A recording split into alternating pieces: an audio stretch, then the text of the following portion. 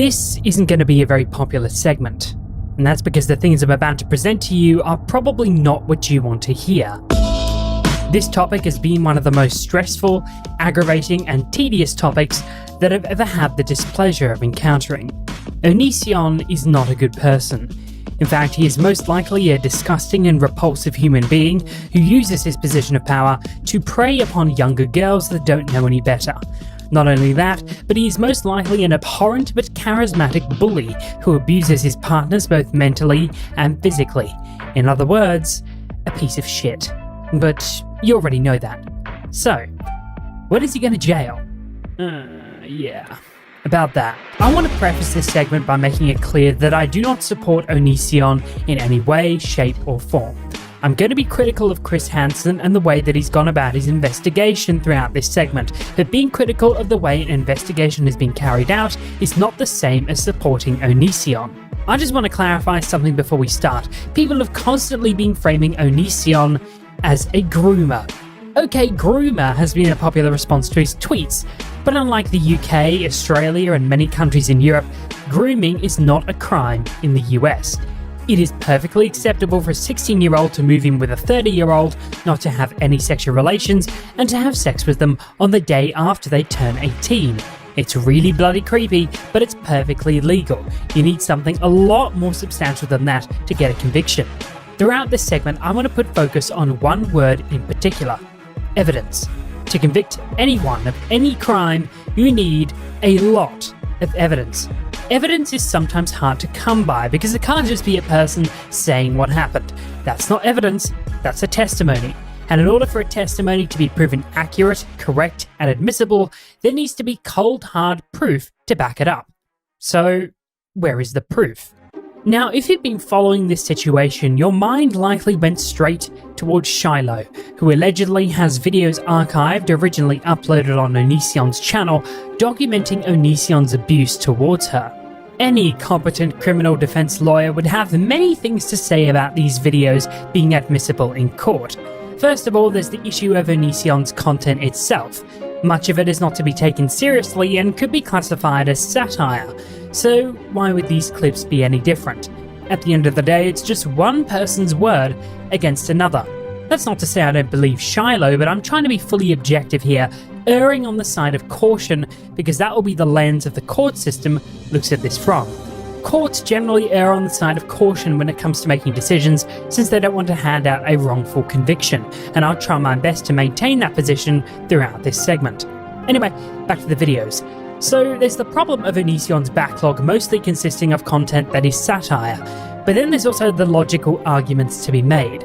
If these were legitimate clips of Onision abusing Shiloh, why would he upload them for millions of people to see? It just makes no sense to the outside world. The courts don't care if Onision is apparently insane, he doesn't have any medical diagnoses, and a psychological assessment will likely bring back results that he's just a normal functioning human being. However insane Onision might be, I have no doubt in my mind that he is capable of acting completely sane and more than able to fool any surface level psychological assessment that might go on when going through the court system. So all in all, what I'm saying is that these videos will likely not be admissible in court due to the nature of them and the content surrounding them. So we'll definitely need a bit more than this if we are going to convict Onision of anything. A better charge to get him on in regards to Shiloh would be under statutory rape. Shiloh has stated that Onision had sex with her when she was 16. According to her, he travelled to her state, Pennsylvania, with the age of consent is 16, he booked a hotel room, and they had sex. This is illegal under Title 18 of the US Code, Section 2422, Coercion and Enticement, which carries a maximum jail sentence of 10 years or 20 years, depending on the crime. This sexual relationship is also illegal under Pennsylvania's age of consent laws. In this state, two people between the age of 16 and 17 can consent to have sex with each other, but not to someone aged 18 or older. So, if this happened, there are 2 counts to get him on. But there's just a slight issue here. Onision said it didn't happen. So, how do you prove it did? CCTV footage of the supposed hotel would be long overwritten by now. You could show evidence in the form of text messages that Onision was arranging for sex at a hotel, but they would have to be able to be verified. Does Shiloh even still have the phone?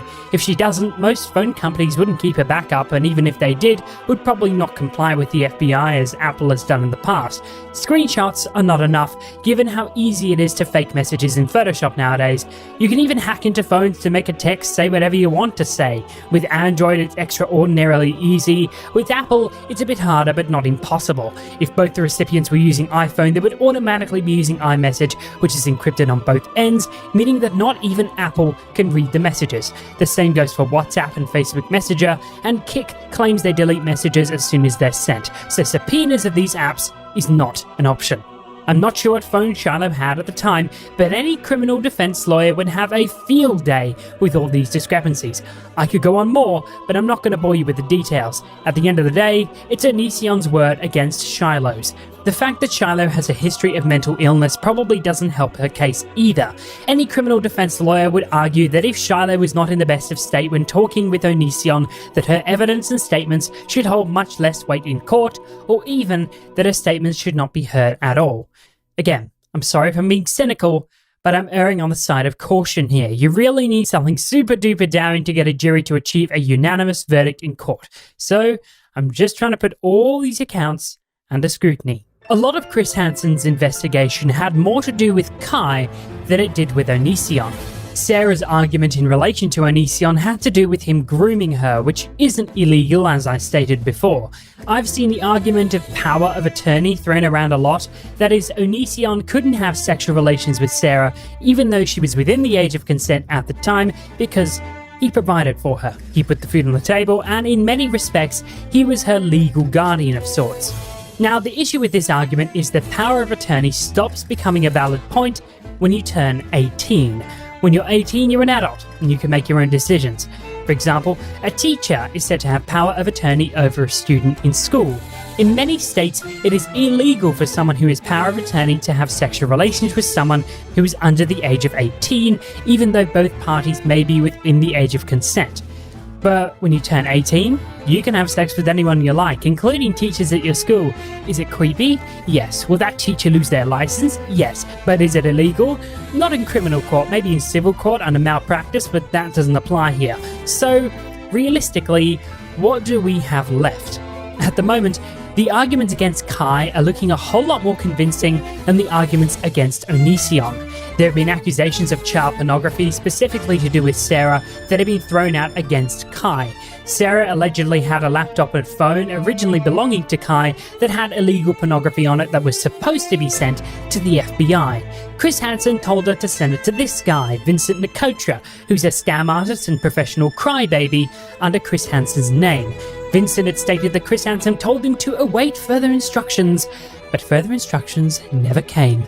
It was just sitting in this guy's New York apartment for months. Any criminal defense lawyer would have a field day saying that this evidence should not be admissible, for obvious reasons. The amount to which this investigation has been absolutely botched is insane to me. Chris Hansen is not the police. Hell, Chris Hansen isn't even an investigator. He's just an interviewer. While his TV show is running, Hansen never did any of the behind-the-scenes work himself. He merely interviewed the predators.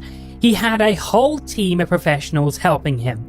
And now here's this guy, which he fired, and a lawyer accused of sexual assault in the Michigan Supreme Court, and also named in the center of a fraud scheme. Good choice of people there, Chris. Hansen has put a false sense of hope into these girls. He set himself up to be the hero in this big story, the big man who is going to take Onision down once and for all.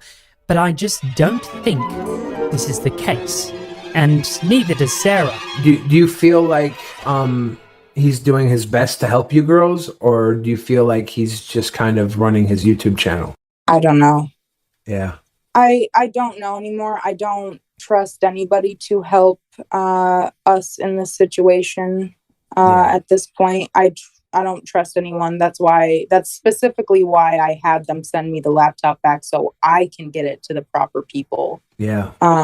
Because putting my faith in them to do it was not the correct move, obviously. Yeah.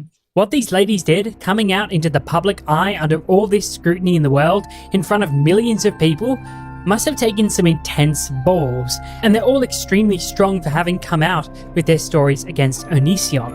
I support the victims 100%. but that doesn't mean I can cherry pick the truth and tell you what you want to hear. I'm not going to do what Chris Hansen has done for months now and put a false sense of hope into anyone who might have been affected by Onision, because what he's done may be disgusting, repulsive, and creepy, but it's just legal enough to where he'll probably get away with it. Sarah has said that she's looking at bringing civil action against Onision, which I think has a much better chance of getting some sort of conviction. But he won't be jailed for this. He'll have to pay damages. Still better than nothing, but if this happens, he won't be going to jail. Just before I end off today, I want to present to you one more aspect surrounding criminal trial that you might not be aware of. In order to have a successful trial, a jury needs to be unbiased according to the Sixth Amendment. There have been situations where a case has been thrown out completely due to a jury not being able to be unbiased, perhaps in the case of significant media attention. We live in a very interesting time with online media. In the past, restrictions have been put on newspapers and TV in certain situations to prevent a jury from being biased. Just recently in Australia, newspapers and TV were banned from reporting on the conviction of Cardinal Pell, as the case was still ongoing. This has happened in the US before, and it's not out of the question that it might happen with Onision if he does go to trial. But the internet is not able to be controlled so easily. With the internet becoming the new place where people are consuming their news and entertainment, the dangers of influencing a jury begin to increase. This is certainly a bit of a stretch, but it's important to consider that while reporting on Onision's actions may assist in bringing his actions to light, it may also hinder civil processes. And that is something we all have to keep in mind going forward.